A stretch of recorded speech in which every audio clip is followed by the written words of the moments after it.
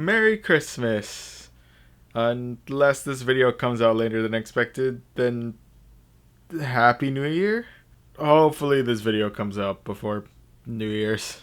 But anyway, we've got some news. Just a heads up, this video does contain some footage that was previously meant to be used for the last news video, so in case some of the cuts seem a little bit more on the jarring side, that's pretty much the reason. So anyway, on with the news video. So for our first bit of news, you'll now be able to interact with your buddy Pokemon like never before with the release of a new feature from Niantic known as the Buddy Adventure. So with this new feature, you'll not only be able to walk with your buddy Pokemon in order to gain that particular Pokemon's candy, but through not only walking as well as through new interactions such as taking a snapshot with your buddy Pokemon, or by feeding it berries or playing with your Pokemon via AR+, you'll now be able to use those interactions in order to increase both its mood and its affection. So raising both your buddy's affection as well as its mood can all be done through several different activities.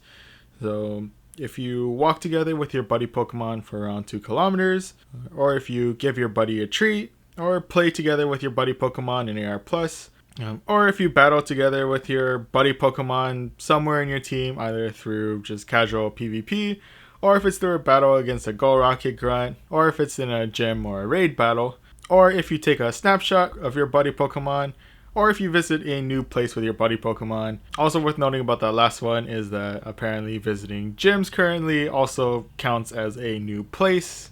So I'm not sure if that's a bug that they're going to fix later, or if it's a way to just easily gain that point for the mood and affection for that day. But nonetheless, if you perform any of these actions throughout the day, you'll be able to gain more points towards the Pokemon's affection and its mood. So for affection, that one is much more easier to see how much you earn in a day because those will all be distributed as hearts. So for each time you do the task, you'll be able to gain 1 heart for that day. And for every heart that you gain throughout the day, those hearts will be used to ultimately increase your buddy level, which we'll talk about later on. So for your buddy Pokemon's mood, it's a little bit harder to determine exactly where you are in terms of the progress of increasing your buddy's mood. However, there is a small indicator that is displayed on the top right corner of the screen that will show you exactly what mood your Pokemon currently is at during the day, with the highest mood being excited. And what's very important about getting your Pokemon to the excited mood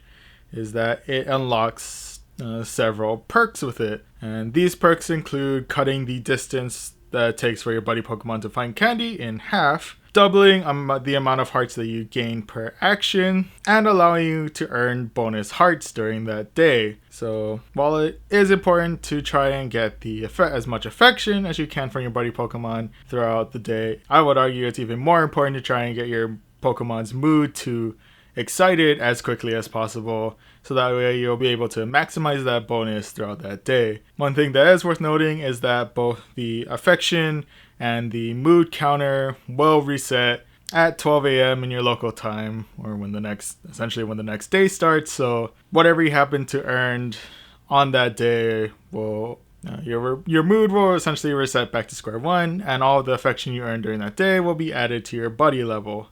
Speaking of which, there are 4 buddy levels that you can have for your buddy Pokemon, and they fall kind of in a similar sense as to the friendship levels that you have with other trainers. The first buddy level that you can have is Good Buddy, and when your buddy Pokemon is Good Buddy, your buddy will now join you on the map. So no longer will you be voyaging alone on the main map screen, but your current buddy Pokemon will now join you and roam around the field along with you on that map. So the next level is Great Buddy, which both aids you in any form of Pokemon encounters that you may be having a hard time catching said Pokemon, but as your Great Buddy, your buddy Pokemon can provide you items that can help you throughout your Pokemon Go journey. Right. After Great Buddy is Ultra Buddy, which at this buddy level, your buddy will begin to kind of show you areas around the world that may be interesting to go and check out. and your buddy Pokemon will also bring you more souvenirs. Finally, at the end, you have Best Buddy, which will not only allow your buddy Pokemon to show off a Best Buddy ribbon, but your buddy Pokemon will now gain a CP boost in combat as long as that Pokemon is your assigned buddy Pokemon. One thing I did kind of forget to mention in regards to the mood of your Pokemon is that if you don't want to try and spend the time of doing all the different tasks in order to slowly get your Pokemon up to the excited mood level, you'll be able to purchase a Puffin from the in-game store for around 100 coins, and feeding your buddy Pokemon a Puffin will automatically bring it to the excited level. So yeah, if you prefer to try and get your Pokemon to the excited level as quickly as possible, Puffins are the best way to do so. The final addition to Buddy Adventure is a way to interact with not only your own buddy Pokemon in AR space, but also two of your friends' buddy Pokemons as well in a shared AR experience. So for this feature, essentially one person will load up a QR code which up to two other friends can load into, and once you and all of your friends are able to scan around the area and get a full feel for the map, all of your buddy Pokemon will now be able to interact with each other in the same AR space. So ultimately, I have to admit that is a really cool idea, and that it not only allows the game to show off its AR capabilities in your own device with your own buddy Pokemon, but also gives it a chance to show off the ability to have a shared AR experience with other people and their other buddy Pokemon. One unfortunate thing that came with the release of Buddy Adventure is that it appears that a lot of Android 10 devices have been experiencing a lot of crashes and technical difficulties with their AR Plus experience the moment Buddy Adventure came out. So fortunately, Niantic seems to currently be looking into a fix for this problem, but if you want to read more up on that, I'll go ahead and leave a link down in the description down below, both to a Reddit post about it as well as the main Pokemon Go site for all of the currently known technical issues that are currently in the game of Pokemon Go.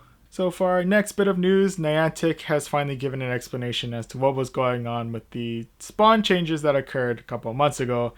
I'll go ahead and leave a link to the article down in the description below if you want to read it for yourself. But just to give kind of a quick TLDR, it seems a lot of people's suspicions were mostly confirmed in the fact that instead of having groups of like 10 to 15 Pokemon clustered together in one specific spot, Niantic has made it so that Pokemon will now be spawning in a much wider region.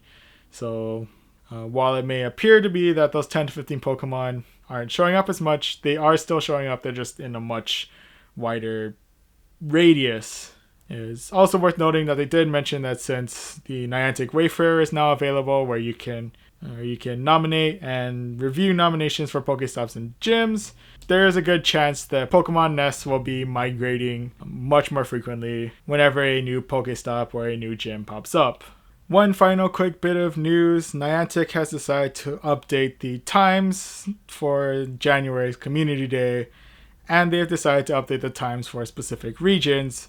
So for countries that are based in the Northern Hemisphere, on Sunday, January 19th, 2020, your Community Day will be set from 11 a.m. to 2 p.m. at your local time, just as it has been for the past couple of months. But for the Southern Hemisphere, the Community Day will be set for Sunday, January 19th, 2020, from 3 p.m. to 6 p.m. in your local time. So that one's kind of similar to how the local times worked in Community Days that were very early on in 2019. Also worth noting that for these times, if your country is located on the equator line, you may need to plan accordingly as to whether or not your Community Day will take place, either with the Northern Hemisphere time of 11 to 2 or the Southern Hemisphere time of 3 to 6. So that's all of the news I have for today. Have a very Merry Christmas and or a Happy New Year, and I will see you guys in the next video.